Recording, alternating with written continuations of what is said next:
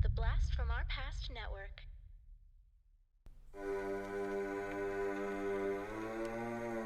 Lock your doors, close your windows, turn out your lights, for chills and thrills await you. It's time for Podcasting After Dark with your hosts, Corey Stevenson and Zach Schaefer. Stay with a friend, say your prayers as grisly ghouls close in to seal your doom. Tonight's episode, the documentary Lost Soul, the doomed journey of Richard Stanley's Island of Dr. Moreau.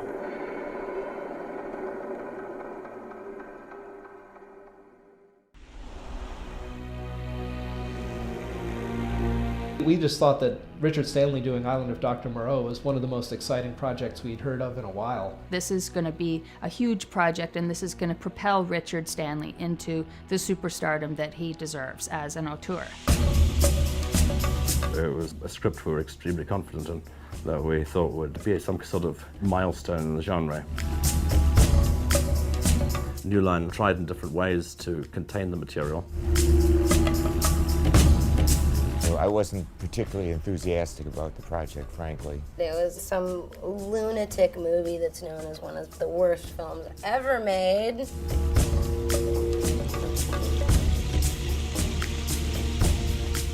Marlon Brando and Val Kilmer were there to mess with the film as much as possible. I've dealt with some very, very difficult actors in my life, but I have never, ever dealt with somebody like Marlon Brando. He wanted an ice bucket on top of his head.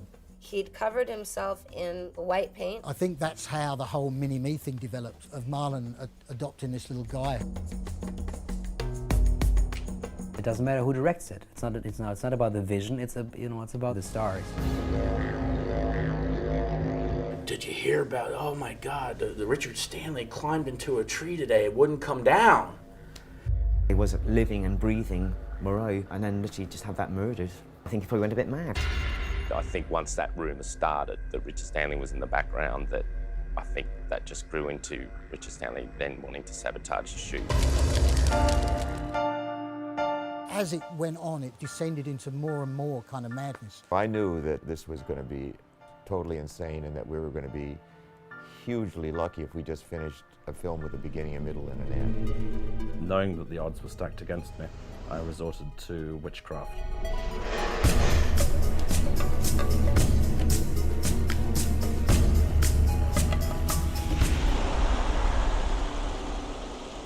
I've often wondered what happened to Richard Stanley.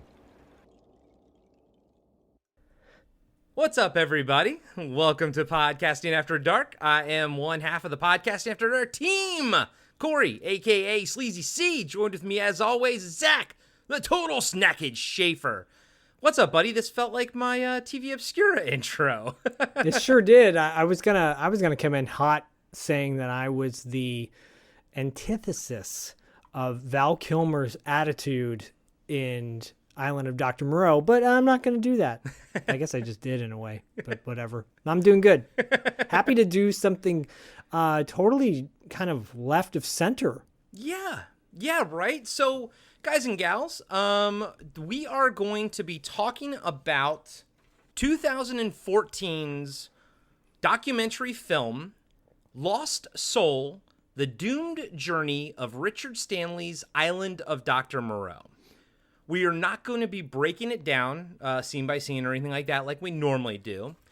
This is the first part in a two-part look at extreme auteurs, intense artists, maybe, however you want to take it. But we'll just say it right now while we're here. Zach, what in 2 weeks, what documentary will you be discussing? What is the second part to this? I'll be discussing the 1999 documentary My Best Fiend by Werner Herzog.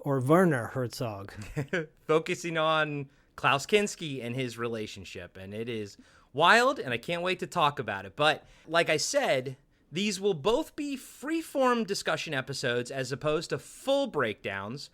Zach and I beforehand were talking about how are we going to do this? Like, what's our format? We're like, I'm just going to start talking, see what happens, have some fun with it. But the reason we're doing this is because it seems like August is probably going to always be our busiest month of the year. August and December usually. And summertime, Zach and his wife Kristen and their son Bodie are usually doing stuff. And with me and Myra, my mom will be in town for a few weeks and everything. So we're always busy in August. But Zach and I still wanted to bring you guys some new content and everything, but maybe something a little bit less intense, something that we could sort of handle. And so we are going to be talking about these two documentaries that we both love. First one is this one, Lost Soul. It's a documentary that Zach and I watched together, I think, when it pretty much first came out back in 2014, right? Yeah, we did. I think we watched it the same year it came out or soon after. I was already a big Richard Stanley fan. I think you were aware of Hardware and everything at the time, but you were probably more intrigued by the whole Island of Dr. Moreau thing.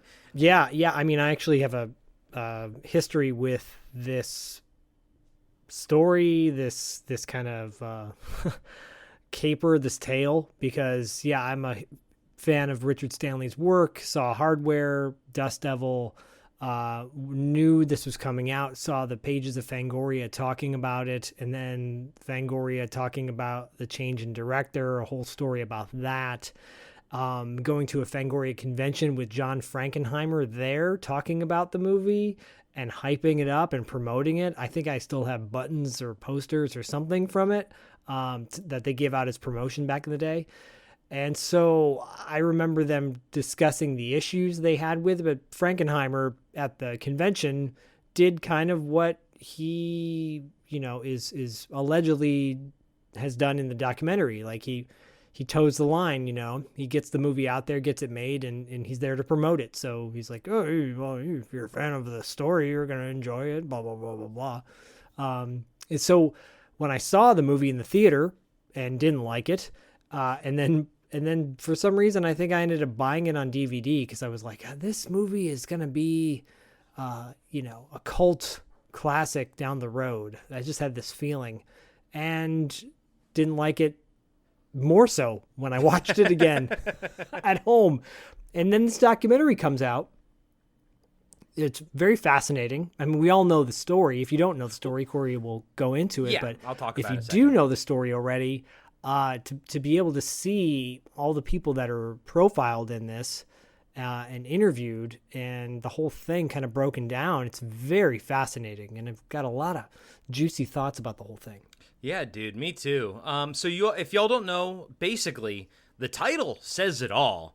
The doomed journey of Richard Stanley's Island of Dr. Moreau. So the movie that you all know with Marlon Brando and Val Kilmer and everything like that, the one you remember from the late 90s, Richard Stanley, the director of Hardware and Dust Devil, he basically pitched this. This was his dream project. He loves Island of Dr. Moreau. Even in the documentary shows off that he has like a first edition copy of it and everything. This was his dream project. He pitches it, and then through a series of some his fault, some not his fault, a series of insane things happen, and he gets fired from the movie. A hurricane destroys the set. They bring in John Frankenheimer to direct. They lose their main lead actor in Rob Moreau, and they bring in I forgot to look up his name. Who did they bring in? David Thewlis. David Thewlis, that's right. Val Kilmer was a monster. Marlon Brando was a monster in it. It was, cast and crew were supposed to be there for, like a 4 or 5 week 3 thing. weeks, I think? It turned into a 6-month orgy of drugs and sex and madness. And it keeps getting crazier to the point where Richard Stanley was supposed to be put back on a flight back to the U.S. and he actually stayed in Australia and then freaking inserted himself as an extra into the movie. It is an insane story. But unlike Zach's documentary, which is going to focus on multiple movies and more be about the people. This is about the people, but it's hyper focused on one film. It's just focused on this one production of The Island of Dr. Moreau. And without my love for Richard Stanley and all that kind of stuff aside, it's a fascinating look at the fact that it's like almost like a Murphy's Law thing where like almost literally everything went wrong, as if the universe itself was trying to get this movie not made. But it pulled through. And yep, I saw it, dude. I didn't see it in the theater because I also, same as you, had Fangoria. I read the coverage and all that kind of stuff. So I didn't see it in the theater because I sort of knew about it. And what I saw just didn't really interest me. But I watched it right when it came out on video. I rented it or whatever. Yeah, fucking hated it. Haven't seen it since. Thought it was just pure trash. But here we are, years later, and I was telling my wife who was watching a little bit of the documentary with me, she was like, oh, wow, this is fascinating. I was like, it's infinitely more interesting than the actual movie itself. Lost Soul is, I think. Agreed. It really is. I mean, for those that don't know, that H.G. Wells story has been around it's one of his earliest stories he ever wrote. Fun fact, I was in a band in L.A. with the grandson of H.G. Wells. Was he the guy that directed the Time Machine and then also got fired from it? Yes, Simon Wells. He also directed The Prince of Egypt, an animated movie, which I believe Val Kilmer might have been the voice of that in that movie. Okay. And he helped co-direct. He did some AD work on Back to the Future Part 3. Okay. He's actually done quite a few movies. Wonderful man, wonderful family. His lineage is rich and historical, and I wish I could call him up today and ask him what his thoughts are about this, but I never got to talk to him about Island of Dr. Moreau. Never got brought up. I would have loved to, though, because I loved I thought it was a TV movie. I didn't realize it was a theatrical film, but the TV movie, or the movie that came out in the 70s with Burt Lancaster and Michael York. I think it came out in late 70s, actually 1977. I remember that movie kind of being a part of my folklore of like, oh, this is a really cool movie, but it's really not that cool. And maybe the special effects were kind of cool for the time. Barbara Carrera was in it as well.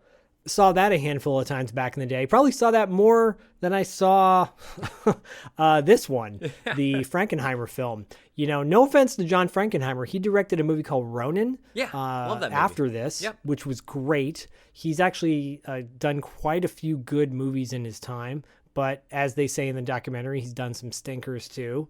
They use a little bit more eloquent term than that.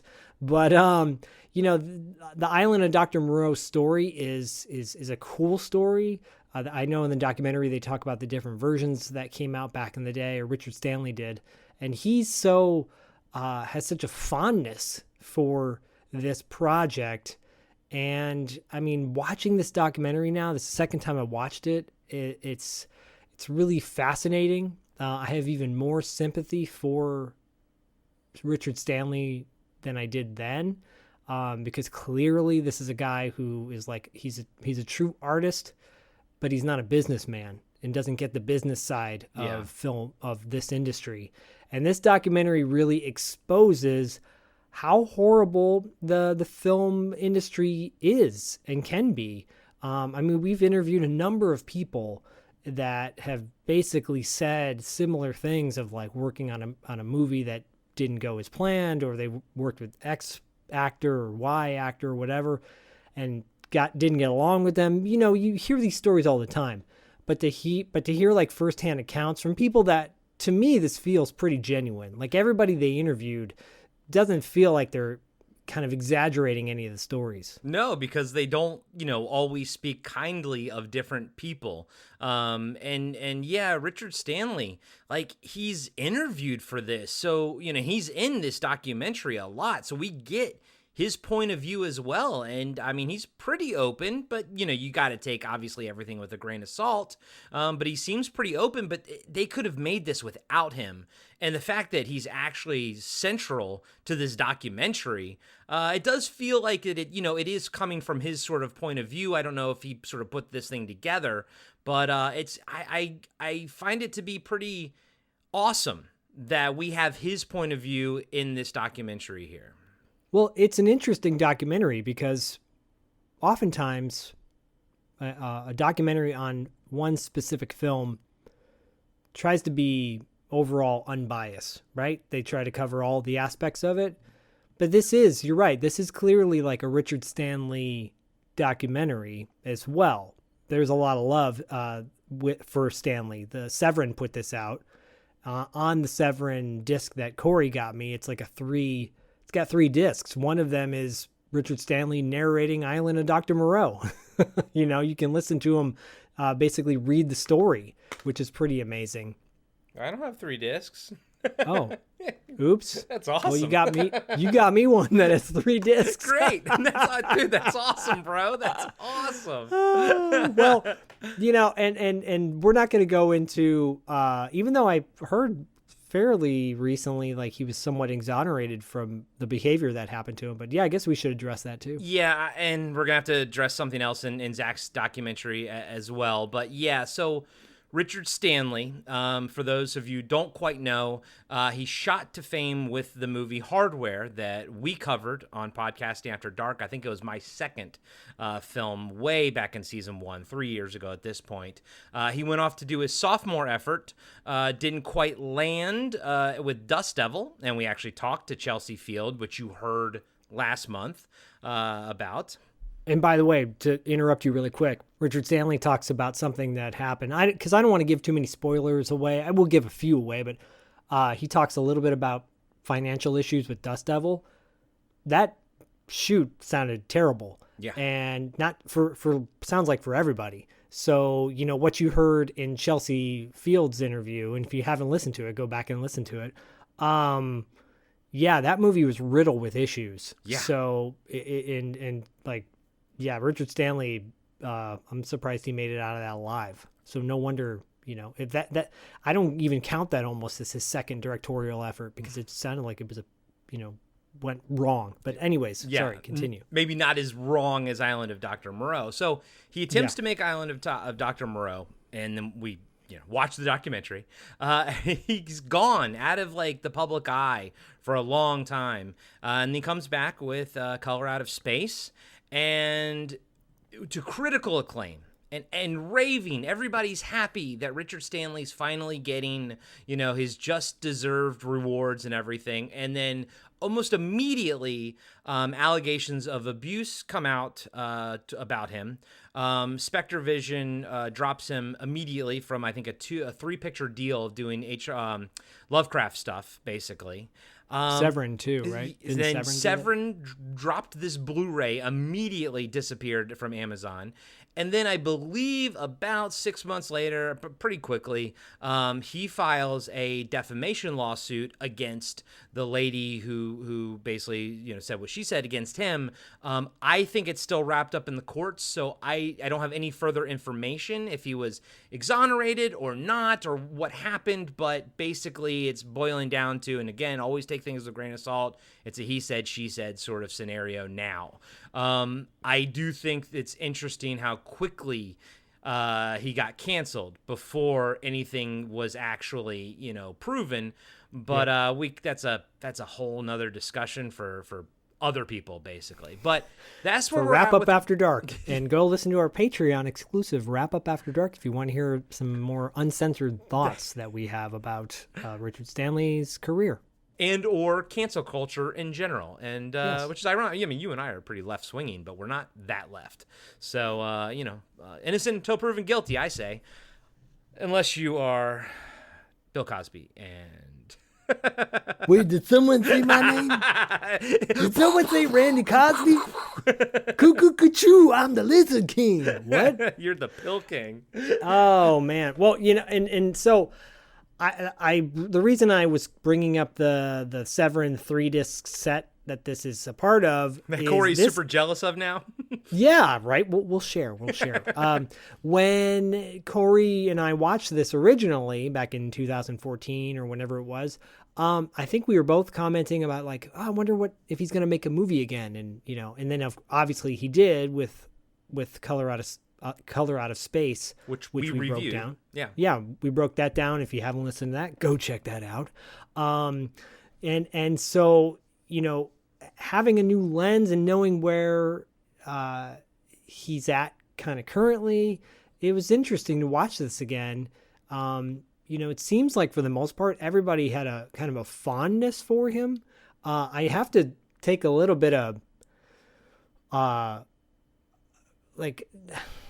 don't want to shit on this guy per se, but Bob Shea, the head of New Line Cinema, the guy is super important in the genre history, and he's responsible for a lot of great movies being put out. But his dismissiveness of Richard Stanley and his feeling of why he didn't think Richard Stanley was such a great guy is so fucking lame to me. Like when he goes off and, he makes this comment, I'll just say it. He's like, well, when I met Richard Stanley for the first time, he asked for a coffee and he asked for three packets of sugar. And I was like, who asks for 3 packets of sugar with a black coffee? This guy is out of his mind. Dude, that's insanity. It's insanity that Bob Shea thinks that that's insane. You know what I mean? Like, dude, come on. Like, he's clearly doing what Tim Sullivan did. Tim Sullivan, the director of 2001 Maniacs. I've got no strong opinion about his movies that he makes. I don't think they're that great, and I think the guy's a little overblown. But he was like a script reader at New Line, and he's like, yeah, the guys, we're hearing all these stories about Richard Stanley and all the craziness going on, and we're like, what's going on over there? And I'm like, who the fuck are you, dude? Yeah. Like, clearly they put you in this documentary because you are, well, this guy. Well, you mean the whitest white guy you've ever seen? Like the whitest white guy you've ever seen, and he has a relationship with Fangoria, because I would see him at every convention. And he would come on and say, oh, I'm making the greatest movie with this amazing cast. And you're like, the movie, it's a passable C movie, whatever. But like, I'm watching this guy, I'm like, who are you to give your opinion on this outside of being a known person in the genre? Like, oh, well, in the commissary. I'm like, what the fuck are you talking about, dude? You're just speculating rumors. And fortunately, they have Fairuza Balk right after him, after he throws something out there.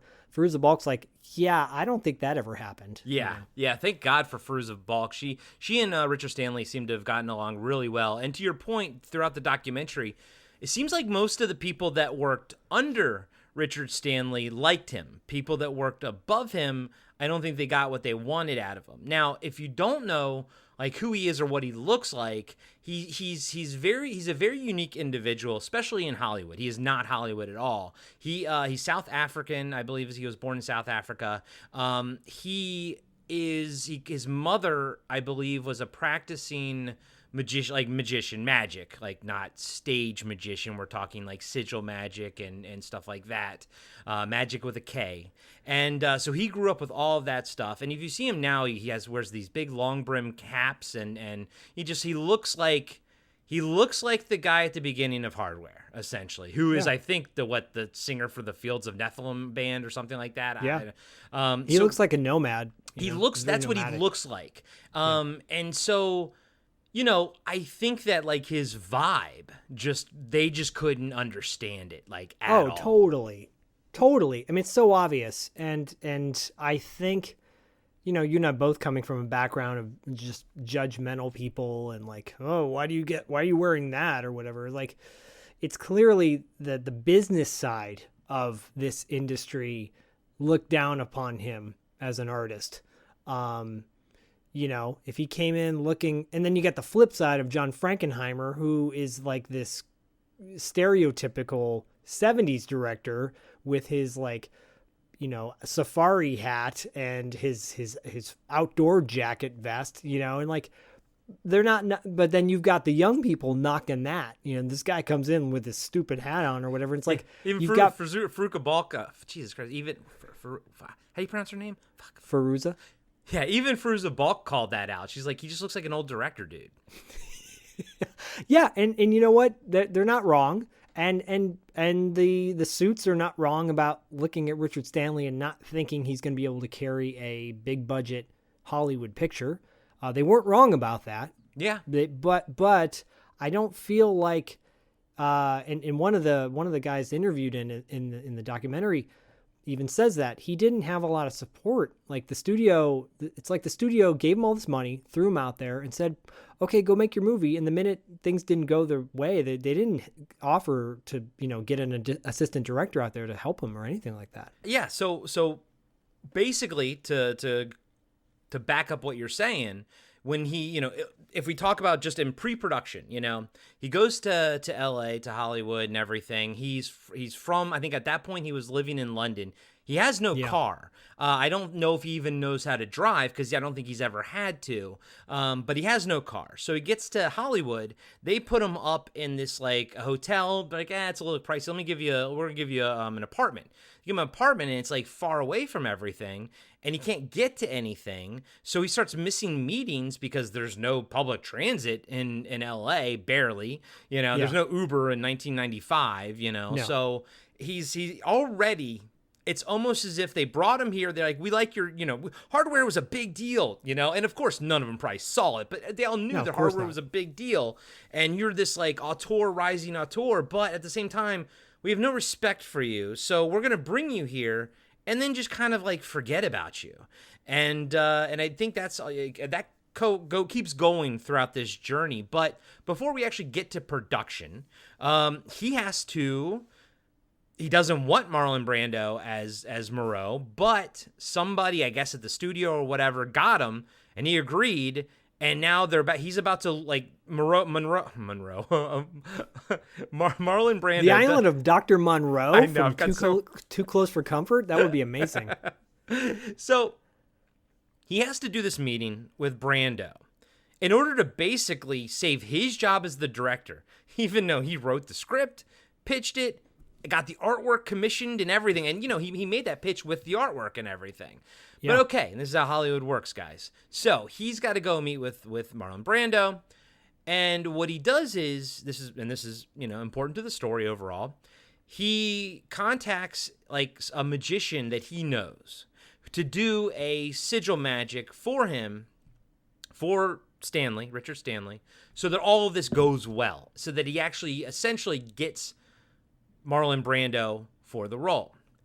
The guy does the sigil magic, according to Richard Stanley, at the same time that he has his meeting with Brando. Everything goes fine. It works. He got the job. He got the gig. All signs are now moving towards Australia. Hey everybody, Corey here. I just want to let you know that we'll be right back after these short messages. We wrestled the demon Pazuzu in The Exorcist. Your mother is in here, Karis. Would you like to leave a message? I'll see that she gets it. We hooked the fisherman killer Ben Willis, and I Know What You Did Last Summer. Oh, you got a letter? I got run over. Helen gets her hair chopped off. Julie gets a body in her trunk, and you get a letter. That's balanced. We survived a summer away with the angel of death, Angela Baker, in sleepaway camp. Look what I did. I packed you and your cousin some goodies for the ride up to camp. Wasn't that nice of me? But we ain't seen nothing yet. Join Alex and Dean of the Return, Revenge, Resurrection podcast as we go toe-to-toe with the ever-resourceful Michael Myers. I shot him 6 times. Be there as we discuss the Halloween franchise in its entirety, from John Carpenter's beloved 1978 classic to David Gordon Green's epic forthcoming finale. I shot him in the heart. We cover it all, the good, the bad, and the bloody. Return, Revenge, Resurrection, a podcast that slashes its way through horror movie franchises. You don't know what death is. New episodes every Thursday, available wherever podcasts are found. I told everyone! And now, back to the show.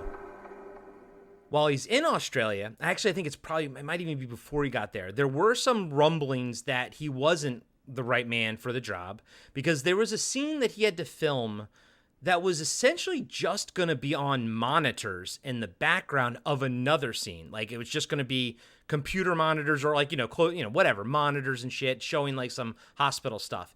And the producer, he just took way too long to do it. And I think that was the first red flag where the producer was like, uh-oh,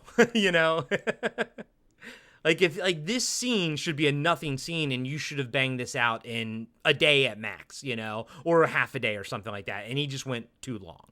So right now, there's a little bit of a red flag of, can he handle a production of this size? And I don't know if I should ask this of you now or at the end of this discussion. But my question to you is, was he ever the right person for this job? No, definitely not. And then the reason I brought up Dust Devil earlier is because, and not really getting that done or finished, because he didn't even really get paid as much what he was supposed to get paid for it. He's an indie director when indie directors were actually indie directors. There's no such thing as indie directors now in Hollywood. It's just because everything, an independent film is still like a big name person usually doing a movie. I don't think he didn't have the experience behind it. Keep him on as the screenwriter and maybe an executive producer. I don't know, maybe, but not give him the reins as a director with, Hardware had a cast of 5-6 people. Yeah. Dust Devil had a cast of maybe the same amount, and no one at the time on the level of Marlon Brando. And they even said Marlon Brando's career was already going down the shitter at that point. But he was still a big name for not a first-time director, but a first-time, studio director, I guess. And it just, I think everybody, the writing was on the wall. Again, Bob Shea, who greenlit so many of these amazing franchises, TMNT and Nightmare on Elm Street and Evil Dead. Yeah, so many franchises. But the guy also probably was sitting at a desk and just someone walked in and said, "Oh, we got to make a movie with this guy." And didn't have any insight into that. So, and to bring him out to LA at that time, there was, like you said, no Uber, no such thing as transportation. Like he probably didn't have a driver. Yeah, help the guy out. Give him a fucking driver. Like, give him a friend or something, because he said he barely even had a penny to his name at that point. He had he was broke. He was broke from Dust Devil. He didn't get any money. And that was a Miramax film. Yeah. And the Miramax guys were like, oh, but it makes me wonder, knowing what we know now about people like Bob Weinstein and Harvey Weinstein. You're getting Harvey. I'm getting my Moreaus and Brandos confused. You're getting your Shays and your Weinsteins confused. Yeah. Neil and Bob, or is that what you do? These guys in the closed doors just making these choices all the time and not having a whole lot of foresight. The mid-90s churned out some really crappy movies. There's some dredge coming out at that time. And so it makes me want, and probably way too much money, just money being thrown around. Dust Devil has 5 different cuts. And so it makes me wonder, none of the cuts are all that great. I don't think Dust Devil is one of those movies where people go "Oh my gosh, you got to see this movie." No, you go see Hardware and leave it at that. Yeah. In my opinion. Yeah. To answer your question very long-windedly, he was not the right person for the job. Shouldn't have been. And I agree with you. As much as I love Richard Stanley, and we also know his next big movie, Color Out of Space, will be probably the same size cast as Hardware and Dust Devil. So maybe some guys and gals, some directors are just good at working on those size productions. I mean, I do think it's not an easy task to wrangle a $30 million production, which is what I believe Island of Dr. Moreau blossomed to once they got Brando. There's all kinds of, different people were attached to the project. Like I mentioned before, Rob Moreau was originally there. You all know him from Northern Exposure and whatnot. And he was originally part of it. I think he was in like Spring Break or Private Resort, one of those like young sex comedies back in the day. I'm sure our pal Erin will tell us, and go check out her podcast, Manic Movie Monday. It's a good one. But yeah, so a lot of things, and I think it's a collection of both him and outside forces. I mean, the hurricane, when they get to Australia, it becomes an issue. They get there, and he basically Richard Stanley sort of like shelters himself into his like office / apartment, whatever he's living there. And I think he had snapped by that point, because at that point I think he was just drawing constantly and basically giving people, storyboards and stuff. He's like, this is what we're going to do, but he's not actually talking to them. He's just sort of handing them out. And a director has to be in among the people, Yeah, totally. I feel like he lost his shit when they lost Bruce Willis. That's right. Yeah, so because Bruce Willis was originally supposed to be attached to do this. Then he went through his divorce with Demi Moore, and for whatever reasons, he had to stay in the United States, so he couldn't go overseas. So they lost Bruce Willis, and in the studio, it sounds like they got like really pissed off about that. That has nothing to do with Richard Stanley. Yeah. But they like almost blamed it on him. And they're like, oh, this isn't going to happen now. And James Woods was attached. And at the time, James Woods was still a normal person. His political ideology hadn't come into play yet. He didn't go to Cuckoo Town. And he was somewhat of a big name. So to have those three guys attached clearly would sell the project. But then not having those two guys. And then Rob Morrow, yeah, he was on that show, and he had starred in other movies, but he's not a big name. No. And in this clearly, I think originally, ballooned into 30 million, but they had originally budgeted it for like 5 to 8 million or something like that, which at the time I think is a low budget film as well. But Stanley's ideas were so grandiose, it wasn't going to fit that. And I think the studio tampering happened also in the pre-production area too, because one thing this documentary does a great job of is showing us the original artwork. It's awesome. Yeah, I mean, dude, it was such a different movie, and that's the movie I wanted to see. And maybe, maybe one day we'll get it in comic book form or something like that, kind of like how Dark Horse did with like George Lucas's original Star Wars script, the Star Wars and everything. They turned that into comic book. It'd be great if they did that here, because man, the artwork that was on display in this documentary just was second to none. Absolutely stellar. Oh yeah, totally agree. It's a shame. It's a shame that you can't make a variation. I'm sure you could make a variation on this story. It's got to be out of public domain at this point. It's so old.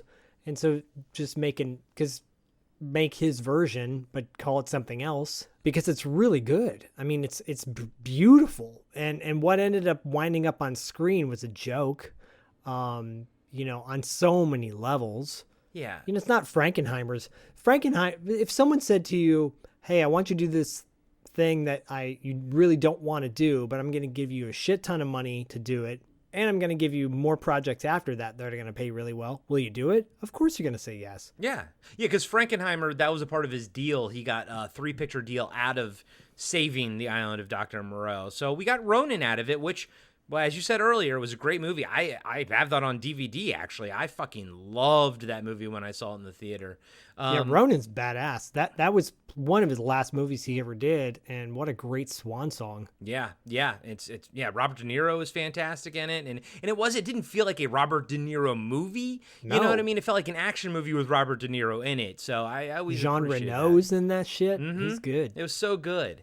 But looking at Richard Stanley, looking over the old artwork and talking about what his vision was. He did have a strong vision. He had a very specific vision, and I think a very correct vision. And I think you're right. He should have just written it or been the producer and had a hand with creating it, crafting it, pushing his ideas forward, but he did not have the clout to do that. A lot of times the producers are obviously hired either by the studio or they are the people that put up the money themselves as well. He did not have that kind of clout or anything. I mean, also consider the fact that, him wanting to do this required the studio to purchase the rights for it because they were still being held by the Wells estate. So right there, it's already a big prospect, and he needs help doing it.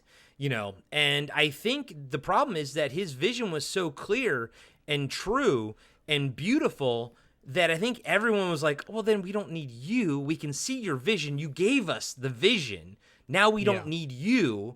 And I think the studio knew that from the get-go. And I think they just needed an excuse to essentially get rid of him. I mean, the producer even mentions when they did the budget for the movie, they added in another, $1.5 million for a new director mid-production. Who the fuck line items that in prior, like beforehand?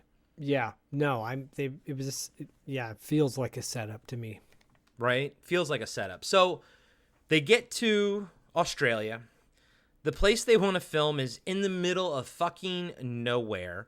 But he picked it because there's this giant volcano there, a volcanic mountain, that he wanted to use to sort of, center all the shots and everything like that and give people an idea of what the geography and the location was. Unfortunately, I think they probably scouted that 1 hour a day because apparently that mountain was only visible 1 hour a day. And then after that, they got there, they started production and everything, and then I think a hurricane hit. It was before Marlon Brando got there and everything. It was before Richard Stanley got fired. So essentially almost right away, there's a hurricane, destroys everything. And then once they sort of start getting rebuilt, Marlon Brando's daughter commits suicide.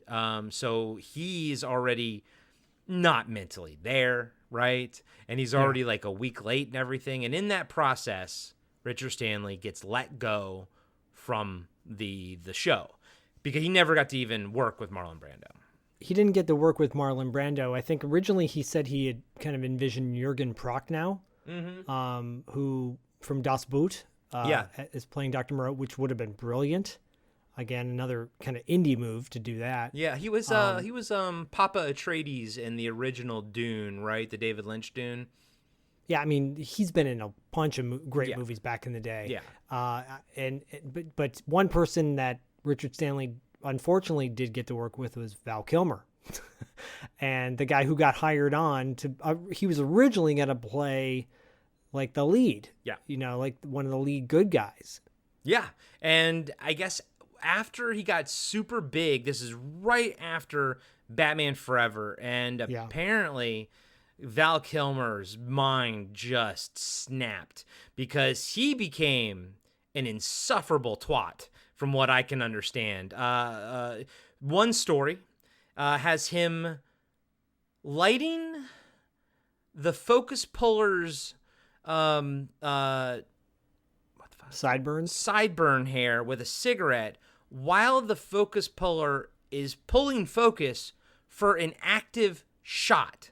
And Val Kilmer is sitting next to him, burning with a cigarette his what you just said, his sideburns. Sideburns. I don't know why I'm forgetting that word because in my mind, all I can think of, some people, and this is also going to apply to Klaus Kinski and Zach's episode, some people just need to be punched in the nose.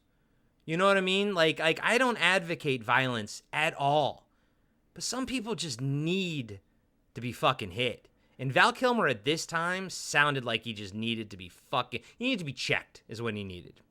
Yeah, one of the actors that's interviewed extensively in this documentary is Marco Hofschneider. The German gentleman, right? The German actor? Yeah.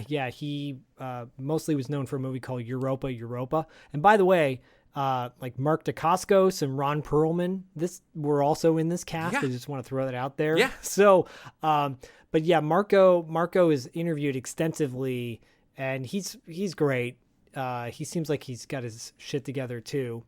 Fairuza is interesting because like she remembers everything so vividly well, but she doesn't remember the times when like maybe she kind of flew off the handle or wanted to party with one of the guys on the set, you know. She's like, I don't know if that happened, and then they interview the guy and he's like, oh yeah, it happened essentially. Yeah. But yeah, Marco, relays some Val Kilmer stories, and right now Val Kilmer's getting a lot of love because of his appearance in the new Top Gun movie. And his documentary Val, I think, got pretty well received. I think that's the biggest thing, that he did this documentary that's on Amazon called Val. I feel bad for the dude that he had throat cancer and he's going through throat cancer and can't talk very well. But that has nothing to do with the fact that he's an egomaniac, or at least was an egomaniac. Maybe he had a coming to Jesus and changed his, the fucking life around, which is great. Maybe karma fucking checked him. I think so, because he in the documentary, his documentary, he gives his perspective on all of these times when people said he was acting egotistical or pompous or arrogant. Like what, he's a method actor for one, so he would be super into his role, but that has nothing to do with the fact the way he treated people. And when you've got one person saying, I didn't do all these things, or this is the reason why I did these things, but then you've got 6 or 7 other people going, no, you're an asshole.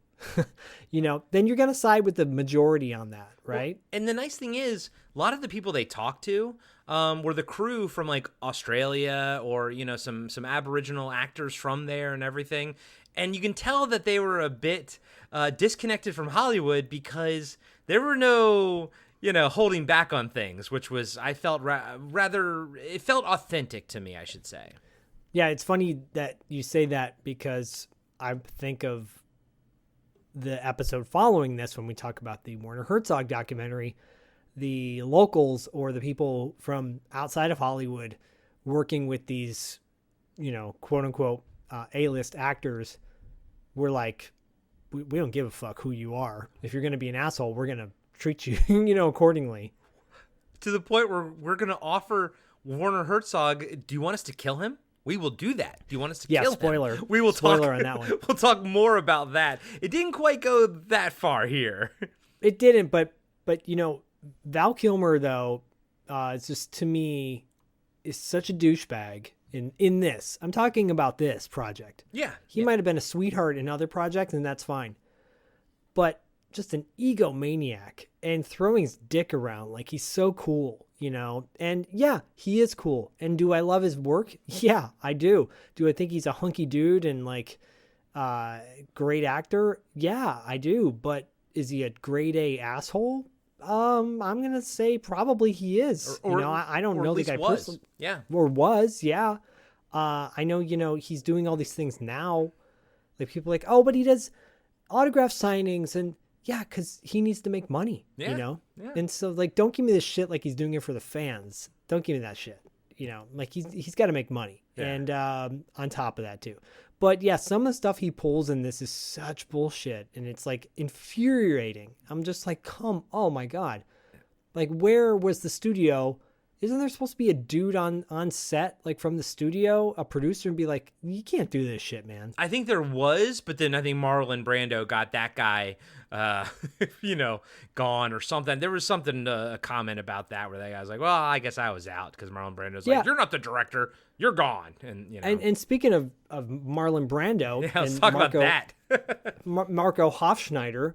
Marco Hofschneider is a very talented German actor. He does most of his movies in Germany now, which I'm looking back at this project, I'm like, well, no, duh. Of course he does most of his projects in Germany because he doesn't have to deal with some of the bullshit that goes on in American movies that are made.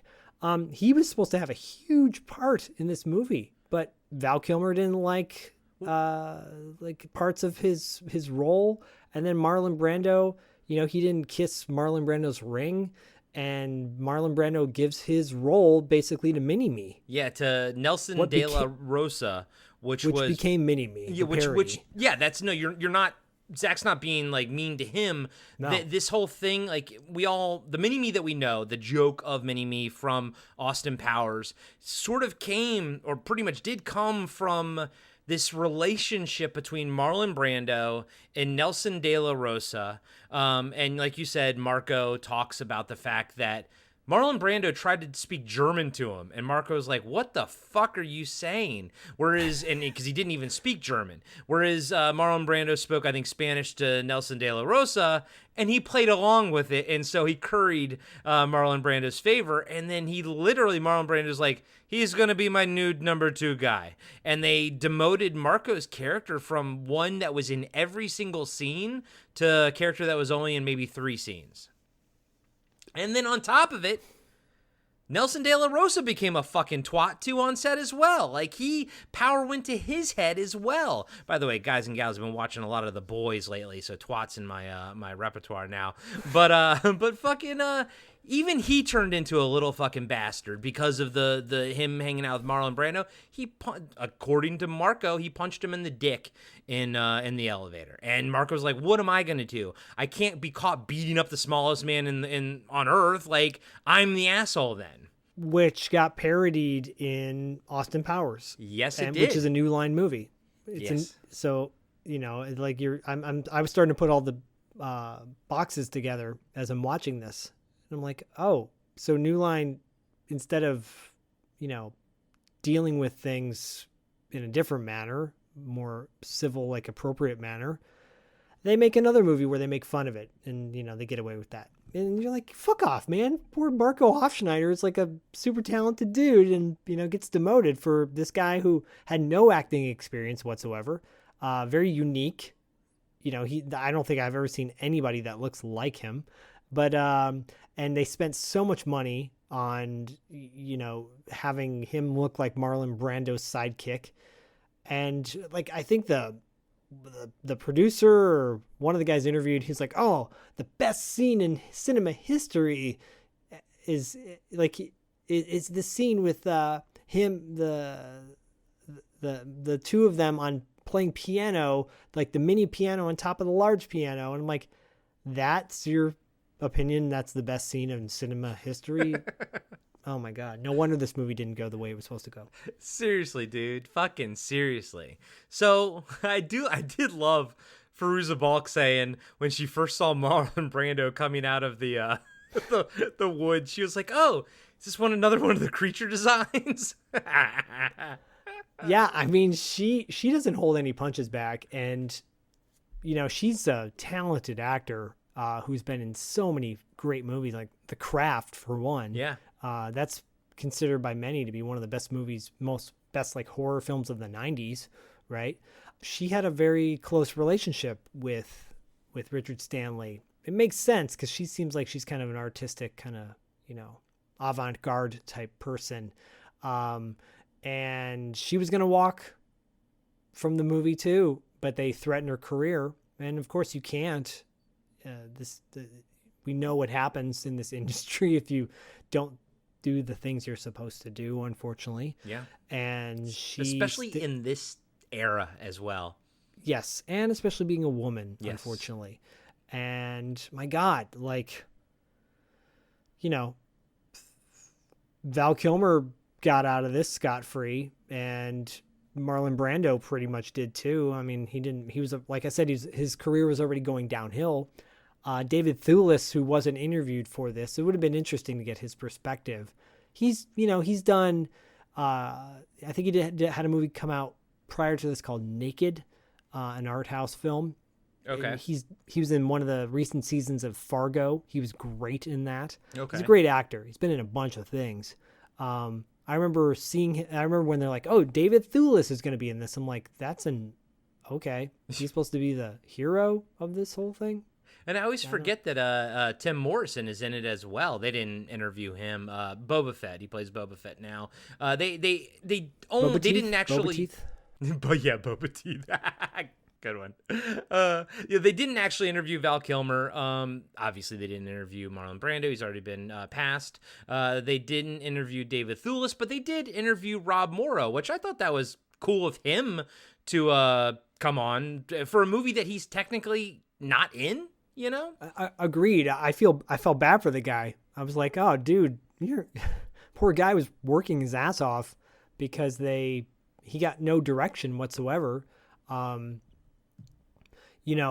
you want to see Val Kilmer's perspective on this, you go watch his documentary. It's again, there's some.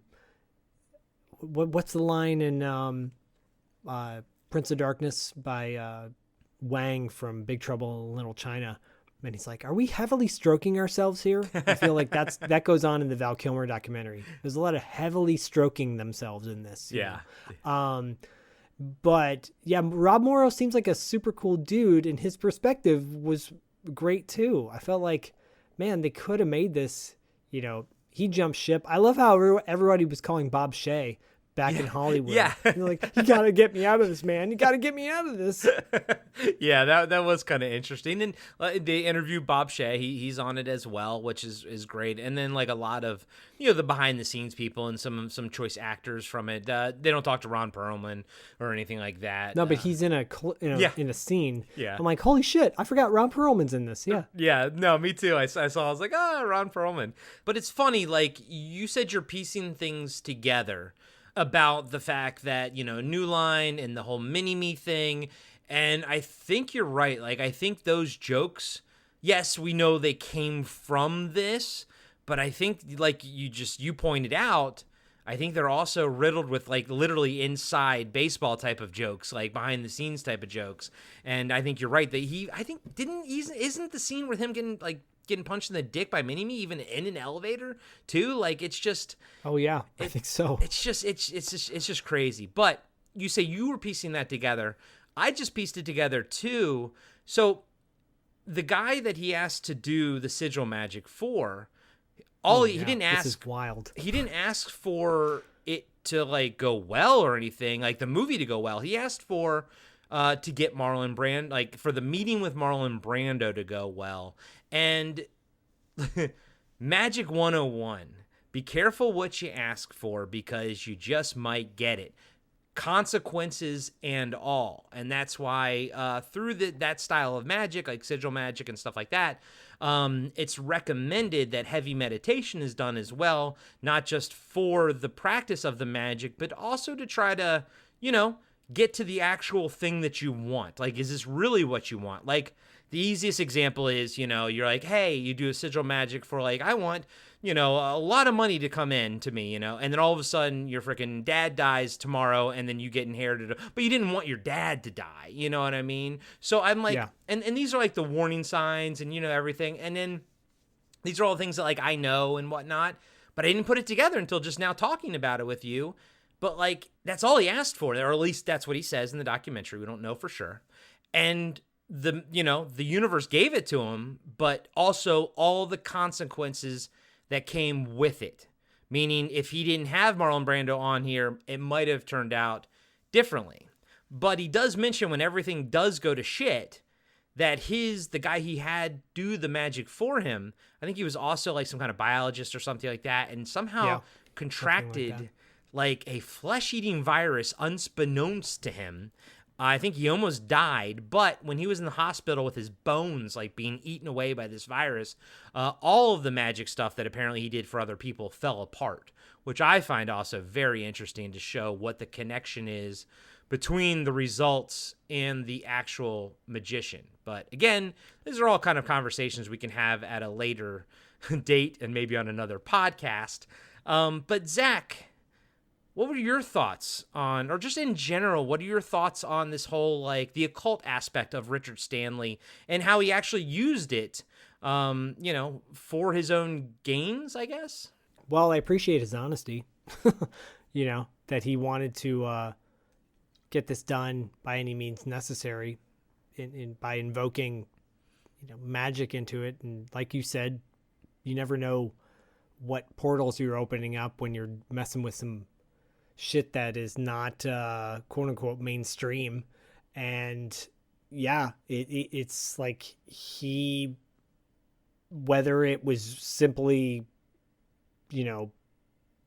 coincidence or, cause and effect, all these things happening one after the other, that it just, the outlook not so good, on the Magic 8-Ball or whatever. It wasn't. And, he never specified, I want to make this movie from beginning to end and I want everybody in it working with me happily and blah, blah, blah, blah, blah.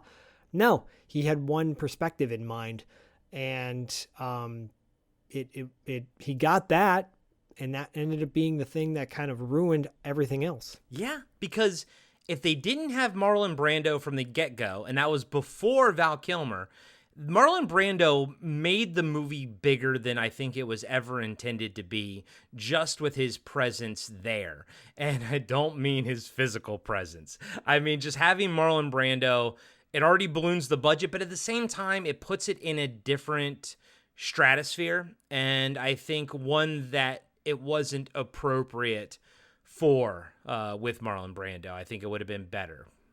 I think if you had Jürgen Prochnow in this, it would have been 10 times better. And I probably casting is everything. And of course, like Jürgen Prochnow probably wouldn't have fucking stipulated like I only have 7 days to shoot or something like that. Like he would have been on the production. But of course, like Marlon Brando is like, you only have me for this amount of time. And then same with Val Kilmer. And then on set, Val Kilmer and Marlon Brando butt heads. They did not like each other. And looking back, why would they? They are two massive egomaniacs. And as what we all know, egomaniacs don't like to be around other egomaniacs because it takes the spotlight away from you. We'll talk about Jürgen Prochnow again when we get to In the Mouth of Madness on our Carpenter Factor for Patreon exclusive Auteur de Force series, the Carpenter Factor. Check that out. If you're not a Patreon subscriber, please consider becoming one. But we also talked about Jürgen Prochnow when he was in The Keep, the Michael Mann movie. Yes, that's right. Yeah, I knew we reviewed a movie with him. Yep. Yeah, so, but you're talking about like egomaniacs. You know, Fairuza kind of alludes to it. I think she was the one that did. That Brando had this disdain with acting. Like on one hand he liked it, and on the other hand he hated it. Like he didn't even read the script, and he was telling her, like, this movie's going to be trashed. It's not going anywhere. Just have fun, you know? And which is clearly what happens if you watch the movie. He's having fun. He's having fun with himself. But he's not acting worse shit. And it's such a shame, you know. We just broke down Harley Davidson and the Moreau Man last month. And we talked about Mickey Rourke. Mickey Rourke idolized Marlon Brando back in the day. He wanted to be Marlon Brando. I know, and I know this from hearing it out of his mouth, Mark Ruffalo wanted to be Marlon Brando. Like so many actors who you would consider at some point in their career, because Mark Ruffalo is still a great actor, but Mickey Rourke was a great actor. I don't think he is anymore, you know, but so many people looked up to Marlon Brando, the old school one. And it seems like at some point he should have just retired from acting, but he kept coming back, maybe because the money was so good and he could get away with everything. Val Kilmer did. Val Kilmer, though, eventually I think people stopped putting up with his shit. Yeah. I think it was maybe after Sultan C. That was maybe the last kind of mainstream big budget movie he did for a while. Then he was doing a shit ton of like straight to video stuff. And I think MacGruber was one of the few films that kind of brought him back into the spotlight again. You're like, holy I love MacGruber, and I love him in it. Yeah, he's great in it. I love when he goes, weak. Yeah, he's great in, and like they were able to get a good performance out of him.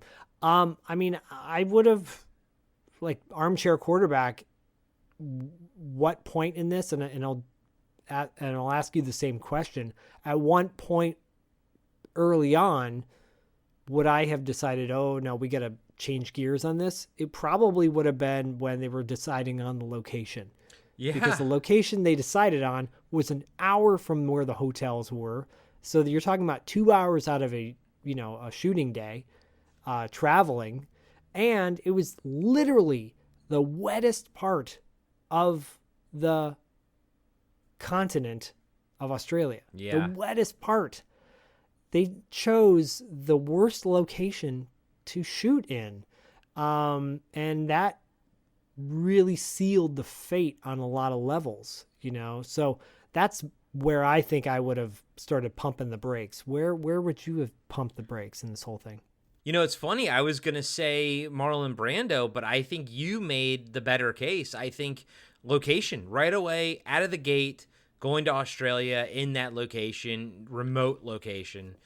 Even like Frankenheimer's DP that they talked to, and here he's like he was cool, by the way. I liked him. Yeah, me too. Yeah, he was cool. He's like, but you walk 5 feet into the jungle, and it's the jungle. Like, it's all the jungle. And then when we even said when we got to where we were gonna go, it was originally a banana farm, in the middle of the jungle. And they had to actually plant more jungle to make it more jungle-like. He's like, why didn't you just shoot it like an hour back by the hotel where it's the same fucking jungle as everywhere else it's the jungle? Yeah, I think that's a huge difference between someone who is making a movie for the screen versus someone who's making a movie in their mind. When you're playing with your G.I. Joes in your backyard and you're like, oh, this looks really cool. Or, oh, I have to have this authentic thing. But versus shooting it on a camera and seeing what it looks like on camera, where you can manipulate things, clearly, I think there were people not aware of that, Richard Stanley being the one. I don't know him personally. But does that fall on the producer? Does that fall on the scout, the location scout?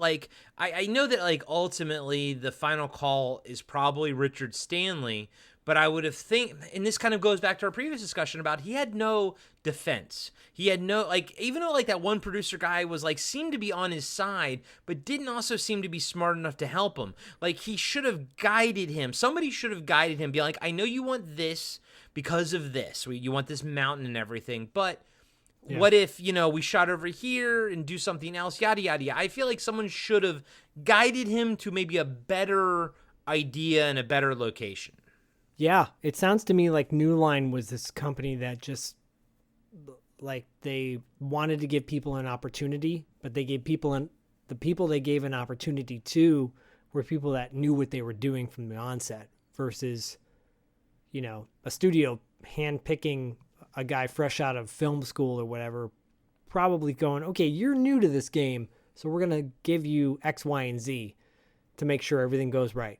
This was the wound had already reopened and blood spurting out, and they're like, okay, well, let's get some Band-Aids there, and we'll see what we can do to patch it up. There was no real, it was just so all over the place. I'm surprised this movie didn't bankrupt New Line. New Line just, they just wanted to get it out, which they eventually did. And that's what Bob Shaven says. He says in the documentary that his mentality is just get the movie finished. We'll see what we have at the end. And I'm like, okay, that's a fine mentality, but how about you actually help the filmmaker get there? So by this point, Richard Stanley's gone. He was supposed to be put on a plane back to wherever. I don't know if it was LA or if it was to London or wherever. He didn't get on that plane. He wound up going native and sort of staying in Australia and then sort of weirdly stumbling upon a group of extras and then working himself into that group to the point where he becomes a part, again, of the production, but now as an extra in a dogman mask. And, you know, it's I mean, this is insanity. This is absolute insanity. And then it's essentially he comes full circle. He comes full circle and he's there and they don't even know that it's him. And he actually makes it into a couple shots in the movie. And I'm like, this is wild, dude. Yeah. I mean, that would not even happen today, right? Because they even said there was like no security on that set. No security at all. They hired what they called hippies, but I would call vagrants in this day and age. People that like nomadic kind of, locals that were either missing limbs or looked very, interesting looking. And that's what added to the insanity of the set, because you had all these people on set that were not professionals at all.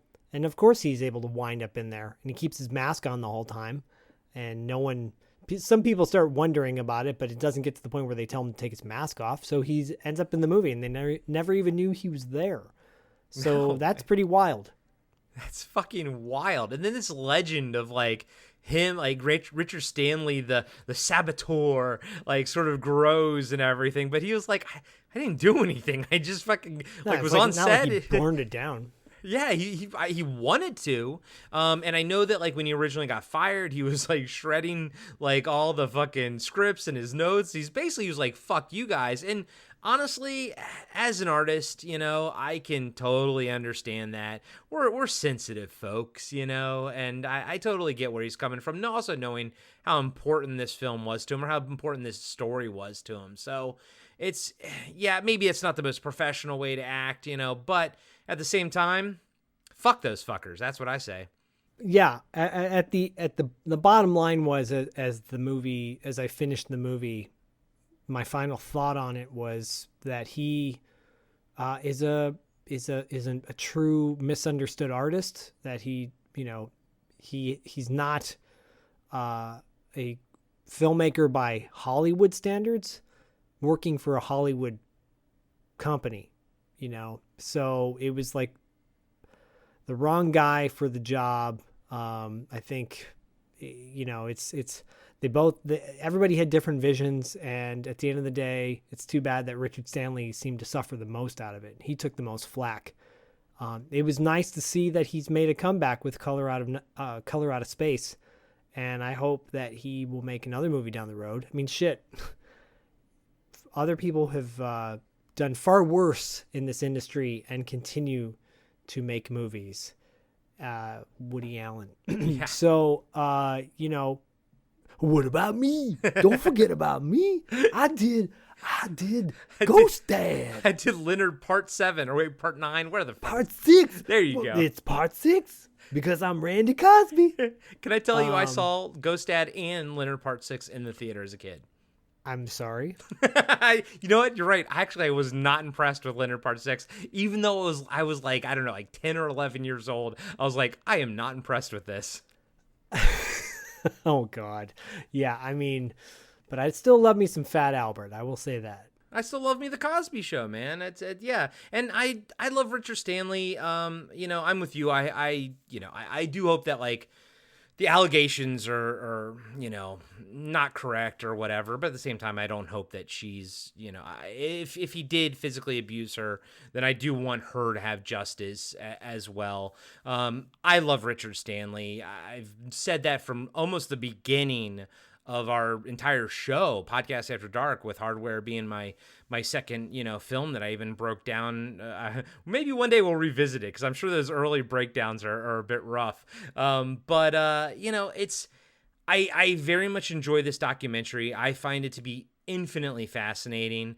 It's also, I find it to be a great insight into a very, like you said, misunderstood, maybe slightly disturbed artist, No, I'll reserve that statement for Klaus Kinski. But definitely misunderstood. And it's just, I find this also to be entertaining. Like, it was a very entertaining documentary. It was well put together, well done. I remember when you and I watched it the first time, we were both like, that was a damn good documentary. And I do love a good documentary, I'm not gonna lie. So I highly recommend this one. If you're a fan of Richard Stanley, check it out. If you're a fan, who is, of Island of Dr. Moreau, or if you just want to see an example of like, man, everything that can go wrong on a movie and then does go wrong, and then the movie still happens. I mean, I think, you know, we both malign the film because it's trash, but it is still a film. It did come out. It does have like, it's a 3-act structure. Like, it fulfills all the things that a film needs to fulfill. It just kind of sucks doing it, you know? Yeah.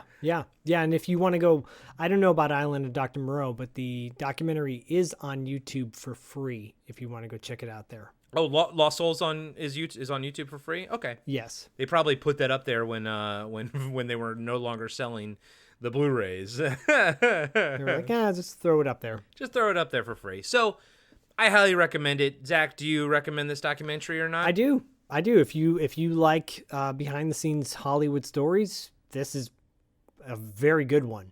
And it's just very bizarre and kind of shows the ins and outs of this industry. It's not a glorification, and it's really well done. So yeah, I highly recommend it.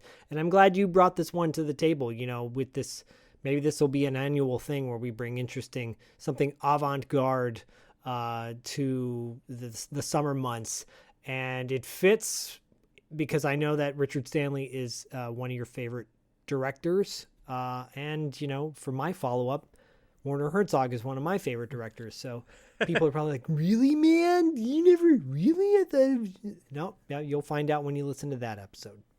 Yep. So as you all know, we'll have a week of something in between, but then the next movie we will be reviewing is the Zach's pick for the documentary series, and that's My Best Fiend. So make sure you go out and watch it now, you know, if you can, and everything before that episode drops.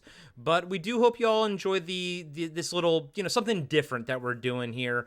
We talked about it, I think, on TV Obscura, how we used to, you know, have those little weird one-offs like obscure toys and obscure 80s video games, but then TV Obscura just sort of absorbed that stuff. So it is nice to take a little bit of a break from the, you know, all the hours of breaking down the movies, which we love. We love, guys. Don't get me wrong. I absolutely love it. But, you know, it did take me 3 days to break down Harley Davidson and the Marlboro Man. So, you know, and it took me about the same amount of time to edit it as well, because as you all know, it was about a little bit over a 4-hour episode. So it was beefy, guys and gals, and it's nice to have something that's a bit more smaller to do. But Zach, no doubt.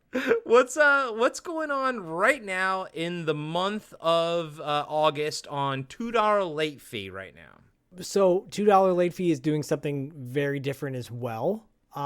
We have a Patreon exclusive show called Tales from the Video Store that Corey's been on. We've had Aaron Gilmer's been on from Matic Movie Monday podcast. David Irons will be on there. Diallo's been on. We've had a lot of great guests on this Patreon show. Well, we're bringing a Patreon show to our regular feed for the month of August. We are going to we interviewed the owners of a video store in Los Angeles called Vidiots. It's one of the most famous video stores in LA.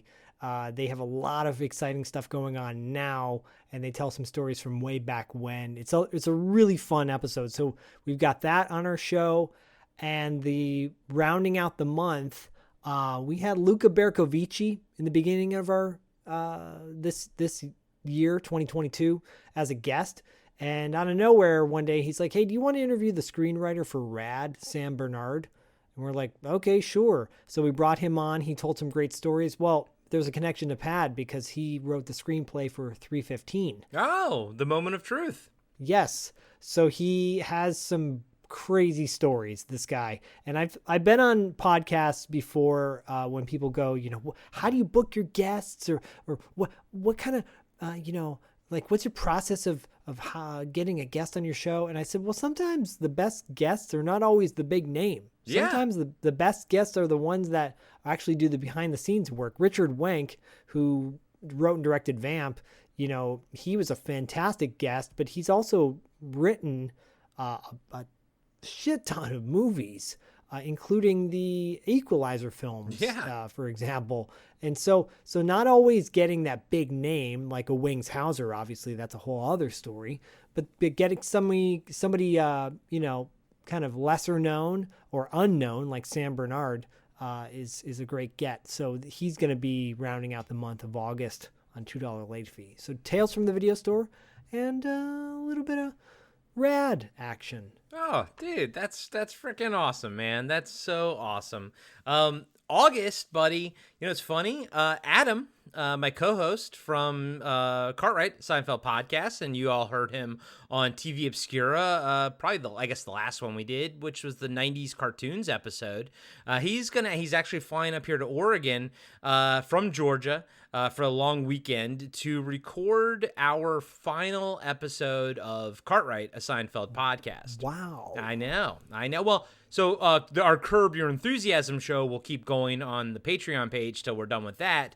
But our Seinfeld will be wrapped up. So we're going to actually record our series review face to face, which will be a lot of fun. And since Podcast After Dark will never end, Zach and I will never record a series review of that.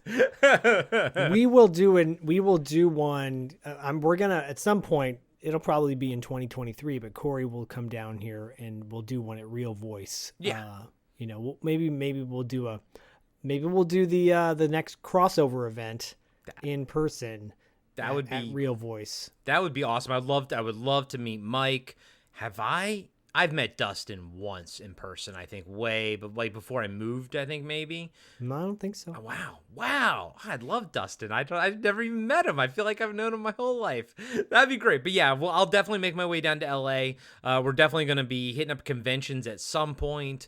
Life, guys and gals, life. But this was a lot of fun, and I'm glad we got a chance to talk about this documentary, and I really appreciate, doing something different with you, buddy. This was a lot of fun, and I'm looking forward to digging into My Best Fiend, which, guys and gals, behind the scenes, Zach and I are going to record it right after we're done recording this, except you won't hear it for 2 weeks. But until then, as always, we'll catch you on the Kinski side. Oh.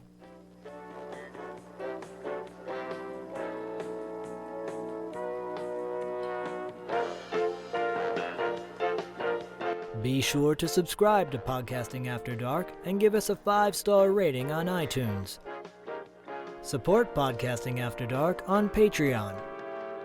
Follow us on Instagram and Facebook at Podcasting After Dark. And visit us next time for another installment of Podcasting After Dark with Corey Stevenson and Zach Schaefer.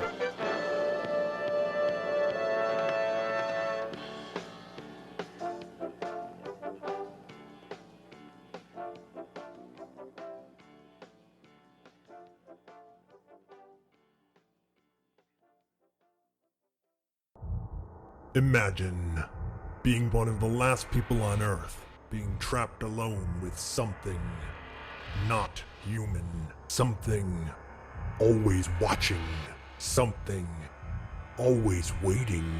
What would you do? Where would you run? Where would you hide if you were haunted for 7 winters alone? Podcasting After Dark presents 7 Winters Alone, a dystopian haunted house story by David Irons. Available now in paperback and ebook.